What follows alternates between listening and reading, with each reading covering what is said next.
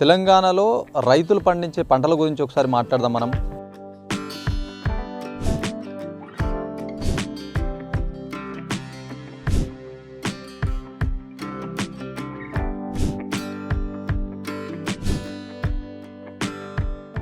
ముఖ్యంగా తెలంగాణ వ్యాప్తంగా రైతులు ఎక్కువగా వరిపైన ఫోకస్ పెడతారు. వరి పెద్ద మొత్తంలో దిగుబడి చేస్తారు.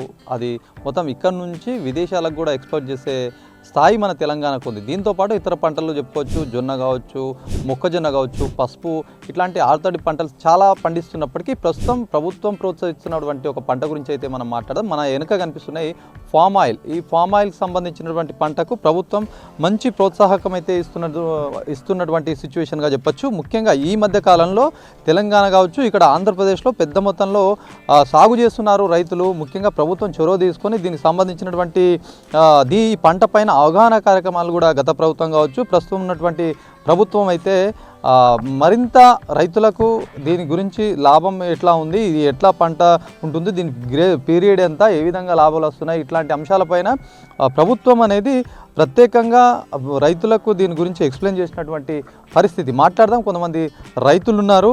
అసలు ఈ పంట గురించి ఏం చెప్తారనే అంశం పైన మనం మాట్లాడే ప్రయత్నం అయితే ఒకసారి చేద్దాం.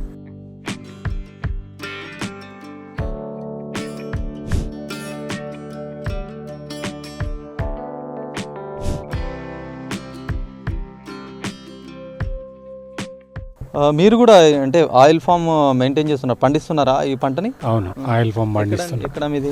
ఇక్కడనే పక్కన. ఎన్ని ఎకరాల్లో సాగు చేస్తున్నారు మీరు? 7 ఎకరాల్లో. ఎట్లా ఉంది దీని పరిస్థితి, ఏంది, ఎట్లా అసలు లాభదాయకం అంటారా? ఓవరాల్ గా చెప్పమంటే ఏం చెప్తారు? ఇప్పుడైతే ఇంకా క్రాప్ రాలేదు, వీళ్ళది క్రాప్ వచ్చింది. ఎట్లా అంటే మీరు 7 ఎకరాల్లో ఒకేసారి ఇంత వేయడానికి ట్రై చేశారు, వేసారు. ఎవరిని చూసి ఇట్లాంటి వేస్తే బాగుంటుంది అనిపించేసారా? మీరు ఎక్కడ మీరు చూసుకొని పంట గురించి ఎక్కడ తెలుసుకున్నారు? అంతకుముందు పసుపు, మక్క, జొన్న, టమాటా, సజ్జ, కొత్తిమీర అన్ని కమర్షియల్ క్రాప్స్ కూడా వేసేవాళ్ళం. కర్బూజా వేసేవాళ్ళము, అన్ని వేసేవాళ్ళము. ఇప్పుడు మాకు లేబర్ ప్రాబ్లం వల్ల ఈ ఆయిల్ ఫామ్ కు వెళ్ళడం జరిగింది.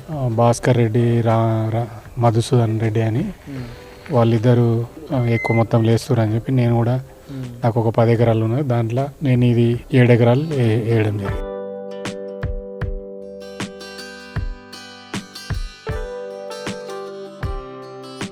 రైట్. ఈ పామ్ ఆయిల్ చెట్టు గురించి చాలా విషయాలు ఉన్నాయి నేర్చుకోవడానికి, తెలుసుకోవడానికి. ఎంత తెలుసుకున్నా అది ఇంకా ఏదో తెలియని రహస్యం ఉందన్నట్టుగా అనిపిస్తుంది. ముఖ్యంగా మనం చూస్తున్నాం ఇది కాయ. ఈ కాయని మనం ఇట్లా గిల్లినప్పుడు సైతం మనకు ఆయిల్గా కనిపిస్తుంది. ప్రతి కాయని ఇట్లా గిల్లినప్పుడు ఇట్లా ఆయిల్ అనేది ఇట్లా క్లియర్గా ఏర్పడుతుంది. ఈ ఆయిల్ వంటలలో కాకుండా చాలా రకాలుగా యూజ్ చేస్తూ ఉంటారు. ముఖ్యంగా ఈ చెట్టు గురించి మనం ఒకసారి తెలుసుకుందాం. ఈ చెట్టు గురించి ఏదైతే ఒక్క ఫామ్ ఆయిల్ చెట్టు ఈ కింది నుంచి స్టార్ట్ అవుతుందండి.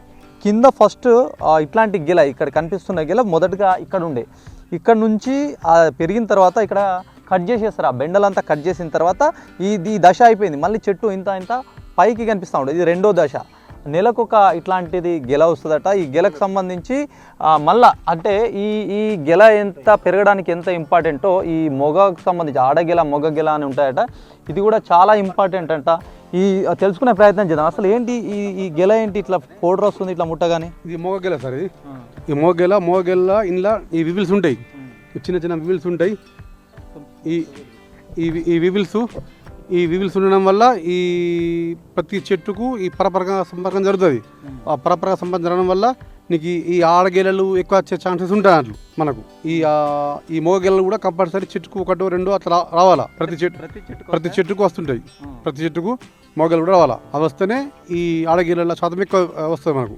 అంటే మన పురుగులు లాగేమని ఉంటాయి, చిన్న పురుగులు ఉంటాయి ఇక్కడ. మన దోమల్లాగా చిన్న ఉంటాయి ఇక్కడ. ఇవి అయిపోయింది సార్. ఇది ఇంకా పక్క గెలలు ఉంటాయి, చూపిస్తారండి పక్క గెలలు. సరే చూద్దాము. చాలా ఇంట్రెస్టింగ్. చాలామంది రైతులు ఈ మధ్య కాలంలో పంట ఏదైతే వరి పైన ఫోకస్ కొద్దిగా తగ్గినటువంటి పరిస్థితి. ఎందుకంటే చాలా మట్టుకు పంటలు మార్చాలి, పంట ఒకే పొలంలో పంట ఒకే కాకుండా డిఫరెంట్గా వేస్తూ ఉంటే అది ఎరువు కావచ్చు, ఆ భూమి సారం పెరుగుతుందని చెప్పి ఇప్పటికే అధికారులు సైతం, ప్రభుత్వం సైతం చెప్తుంది. ఈ నేపథ్యంలో చాలా మట్టుకు రైతులు ఇతర పంటలపైన దృష్టి పెట్టినటువంటి పరిస్థితి. చూద్దాం. దీనికి సంబంధించి చాలా ఇంట్రెస్టింగ్గా ఉంది. విన్నా కొద్ది ఇంకా ఏంటి అనే తెలుసుకోవాలనే కోరిక చాలా మంది కలుగుతూ ఉన్నటువంటి సిచ్యువేషన్. చెప్పండి ఎట్లా ఉంది? ఇక్కడ సార్ ఈ మోగేలా ఇందులో ఉంటాయి, ఇగో వీల్స్, ఇగో బ్లాక్ నల్ల ఉన్నాయి. చూడొచ్చు మనకు పురుగులు క్లియర్గా కనిపిస్తున్నాయి. ఈ రెండు గెలలలో రెండు జాతులు ఉంటాయంటే ఆడజాతి మొగ జాతి, అంటే మొగ గెల ఆడగెల లాగా. ఈ పురుగులు ఎట్లా యూజ్ అవుతాయి అన్నట్టు, ఏం చేస్తాయి ఈ పురుగులు? ఇవన్నీ ప్రతి చెట్టు మీదకి ప్రతి మొగ గెల రాగానే మొగ గెల మీదకి ఆ స్మెల్ వస్తుంది. తేనె లెక్క, మనం తేనె లెక్క స్మెల్ వస్తుంది, మంచిగా తేనె లెక్క స్మెల్ వస్తుంది, మధురమైన స్మెల్. ఆ స్మెల్ కు ఇక్కడ నుంచి పోయి అక్కడ ఆ మొగ పూత మీద ఆలి పరపరగా సంపర్కం జరుగుతుంది అట్లవి. వాటి వల్ల మనకు ఈ ఆడ గెల శాతం ఎక్కువ వస్తుంది మనకు ఈ వీల్స్ తోటి. దాంతో మనకి ఇల్లుకి ఎక్కువ వస్తుంది.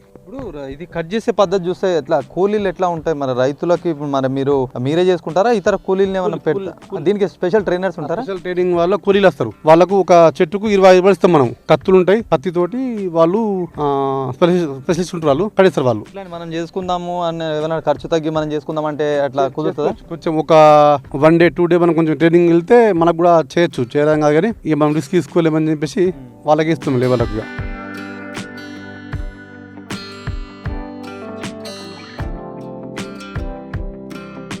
రైట్, పంటల గురించి చూస్తే ఖర్చు తక్కువ ఉంటుంది. దీంతోపాటు ఇట్లా మెయింటెనెన్స్, ఇట్లాంటి వాటర్ అయితే డైలీ దీనికి కొద్దిగా వాటర్ పెడితేనే ఇది మరింత గ్రోత్ అవుతుందంట. ఇట్లాంటి ఏర్పాట్లు అయితే చేస్తారు, చాలా మంచి ఏర్పాటు. వాటర్ వేస్ట్ కాకుండా చిన్న చిన్న పైప్ లైన్స్ తోటి మొత్తం ఒక్కొక్క చెట్టుకు కొంత గ్యాప్ ఇస్తూ ఇట్లా వాటర్ని ఒక ఫ్లో, ఒక సర్కిల్లో ఒక కాలువ తీసి పంపిస్తున్నటువంటి సిచ్యువేషన్గా చెప్పొచ్చు. ఓవరాల్గా ఈ పంట గురించి మనం డీటెయిల్గా ఒకసారి మాట్లాడితే కనుక, ప్రస్తుతం ఉన్నటువంటి ఏదైతే తెలంగాణ రాష్ట్రంలో పండిస్తున్నటువంటి రైతులు ముఖ్యంగా వరి కావచ్చు, మొక్కజొన్న కావచ్చు, పసుపు కావచ్చు, ఇతర పంటలు చాలా పంటలు అయితే ఏవైతే ఉన్నాయో ఈ పంటలకు ఎక్కువ మొత్తంగా కూలీలు అవసరం పడే అవకాశం ఉంటుంది.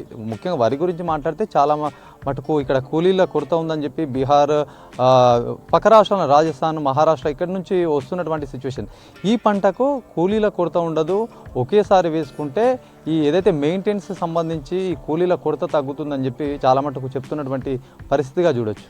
ఈ పంట విషయంలో తెలుసుకుందాం. ప్రభుత్వం అనేది ఈ ఆయిల్ ఫామ్ విషయంలో ప్రత్యేకంగా దృష్టి సారించడం తెలిసింది. ముఖ్యంగా ఈ పంట విషయంలో ప్రభుత్వం 90% రుణమాఫీ అనేది జరుగుతుంది. కాబట్టి ఏకంగా మాకు ఏంటంటే ఇక్కడ ఈ ఆదర్శ రైతుగా నిలబడ్డ భాస్కర్ రెడ్డి అనేట వ్యక్తి ఆరుగుల గ్రామంలో గతంలో ఈ పంట విషయంలో తెలుసుకోవడానికి ఆంధ్రాలో వెళ్ళి ఆ ఫామ్ హౌస్లో ఈయన సందర్శించి పూర్తిగా డీటెయిల్ తెలుసుకొని నిజామాబాద్ జిల్లా ఆరుగుల గ్రామంలో గత 9 ఎకరాలలో ఈ పంట సాగించడం అనేది చాలా గొప్ప విషయము. ఆయన ధైర్యానికి మెచ్చుకుంటున్నాం. ఎందుకంటే ఈ పంట ఎలా ఉంటుందో ఏందో ఈ పాటికి ఎవరికి తెలియదు. అయినప్పటికీ అన్న మొండి ధైర్యంతో ఈ పంట 9 ఎకరాలు కొనసాగిస్తున్నాడు. అంటే ఇక్కడ ఉన్న రైతులు కేవలం వరి పంట పైన మొగ్గు చూపేవాళ్ళు. అటువంటిది ఈ farm house, oil farm house అనేది పైన మొగ్గు చూపడం అనేది ఆశ్చర్యకరమైన విషయమే. కాబట్టి మేము కూడా తెలుసుకుందాం. మేము కూడా ఒక రైతులం కాబట్టి ఈ విషయం భాస్కర్ అన్నకు ఒక ఆయన ఆదర్శ రైతుగా నిలబడుతున్నాడు కాబట్టి మేము కూడా ఆయన అడుగు జాడలు నడాలనే ఉద్దేశంతో మేము అది తెలుసుకుందాం అనుకుంటూ వచ్చినాము. కానీ చాలా పంట బాగుంది. ఈ పంట అనేది ఒక్కసారి మనము పెట్టుబడి పెట్టిన తర్వాత 20 సంవత్సరాల వరకు వస్తుంది, లాభదాయకంగా ఉంటుందంటే చాలా గొప్ప విషయం. 25 సంవత్సరాలు ఖచ్చితంగా మెయింటైన్ చేయాల్సి ఉంటుంది. మరి రైతులు అంత ఓపికతో చేయగలుగుతారంటారా? ఇప్పుడు రైతు అనేటోడు ఖచ్చితంగా పంట విషయంలో ఏ పంట అయినా కానీ రైతు అంటాడు కష్టపడేటోడే. కాబట్టి ఏ పంట అయినా కానీ కష్టపడుతాడు. కాబట్టి ఈ ఫామ్ హౌస్ విషయంలో కూడా ఒక రైతే కష్టపడుతున్నాడు. ఏ రైతు కూడా లాభం చేకూర్చాలని ఉద్దేశం ఉంటుంది. కాబట్టి ఇది లాభం ఉన్న పంట అని చెప్పి ఏకంగా తెలంగాణ రాష్ట్ర ప్రభుత్వ సలహాదారుడే ఏకంగా ప్రెస్ మీట్ లో సుదర్శన్ రెడ్డి ఈ పంట విషయంలో చెప్పడం గొప్ప విషయమే. కాబట్టి దీని విషయంలో ప్రతి రైతుడు ఈ పంట వైపు మొగ్గు చూపుతున్నాడని మేము అయితే అనుకుంటున్నాం.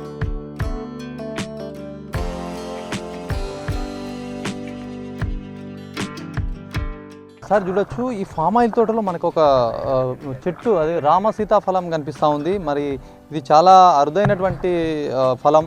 దీని గురించి కూడా ఒకసారి తెలుసుకునే ప్రయత్నిద్దాం. చూడొచ్చు, చాలా మట్టుకు ఇది అరుదుగా లభిస్తుంది రామ సీతాఫలం. మనం ఈ మధ్య కాలంలో సీతాఫలం చూసాం, కానీ రామ సీతాఫలం అనేది అక్కడక్కడ కనిపిస్తాం. ఈ నేపథ్యంలో దీని గురించి కూడా ఒకసారి తెలుసుకునే ప్రయత్నం అయితే చేద్దాం. ఇది మీరు స్వతహాగా పెట్టిరా లేకపోతే ఇది ఇట్లానే ఉండేనా? పెట్టాం సార్. రామ సీతాఫలం చెప్పేసి ఈ చెట్టు పెట్టాము. ఇది మనకి ఎవ్రీ ఇయర్ తక్కువ ఒక 400 నుంచి 500 కారేస్తాయి ఒక చెట్టుకు. ఈ చెట్టుకు ప్రతి సంవత్సరము 400 to 500 బండ్స్ వస్తాయి. చాలా అక్కడక్కడ రోడ్ మీద చాలా రేట్ కూడా 200 వరకు అమ్ముతున్నారు. 180, 200. మన ఇంటికి మన లేబర్లకే మన చుట్టాలకి ఇస్తాం వీటిని, ఈ పండు. అంటే దీనివల్ల ఏంది, ఇప్పుడు నార్మల్ సీతాఫలానికి రామ రామ సీతాఫలానికి డిఫరెంట్ ఏముంటుంది? ఇది మధురం ఉంటుంది, అంటే స్వీట్ దానికన్నా ఎక్కువ మంచి స్వీట్ ఉంటుంది ఇది.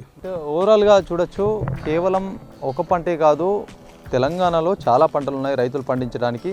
ముఖ్యంగా ఈ ఆయిల్ పంటల గురించి మనం మాట్లాడితే కనుక ఆయిల్ పంటకు సంబంధించి దీని గ్రేస్ మొత్తం కంప్లీట్గా చూసుకున్నట్టయితే 25 సంవత్సరాల వరకు దీని మొత్తం టోటల్ పీరియడ్ ఉంటుంది. ఈ 25 సంవత్సరాల కాలంలో 2 సంవత్సరాలు అయితే చాలా కష్టపడాలి. ఈ కష్టపడినటువంటి ఫలితము సంవత్సరంగా వాళ్ళు అనుభవిస్తుంటారు. ఒకసారి పెట్టుబడి పెడితే ప్రభుత్వం దీనికి సబ్సిడీ సైతం ఇస్తుంది, 90% వరకు సబ్సిడీ ఇస్తుంది. ఒక క్వింటాల్కు సంబంధించి 19,000 రూపాయలు ఉందంటే దీన్ని బట్టి అర్థం చేసుకోవచ్చు. మంచి లాభదాయకమైనటువంటి పంట. ఎవరైనా తెలుసుకోవాలనుకుంటే పక్కన సాగు చేస్తున్నటువంటి రైతుల దగ్గరికి వెళ్తే మరిన్ని డీటెయిల్ చెప్తారు. అసలు ఎట్లా ఉంది దీని సాగు అనే అంశం పైన అభినవ్ భారత్ ఒక ప్రత్యేక కథనాన్ని అందించడానికి రైతుల సంతకు వచ్చింది. రైతుల సలహాలు కావచ్చు, వాళ్ళకు ఎట్లాంటి లాభాలు వస్తున్నాయి, ఎంత కష్టం ఉంటుంది అనే అంశాలపైన మొత్తం టోటల్గా ఇన్ఫర్మేషన్ తీసుకున్నటువంటి పరిస్థితి. మొత్తానికి రైతులకు చాలా మేలుదాయకము. ఒకటే పంట కాకుండా పంట మార్పిడి వల్ల అనేక ప్రయోజనాలు ఉంటాయని చెప్పేసి ఒకవైపు శాస్త్రజ్ఞులు కావచ్చు, అధికారులు చెప్తున్నటువంటి తరుణంలో ఏదైతే ఈ ఫామ్ ఆయిల్ పంట మరింత రైతులకు లాభం చేకూరుతుందని చెప్పి చెప్తున్నటువంటి సిచ్యువేషన్.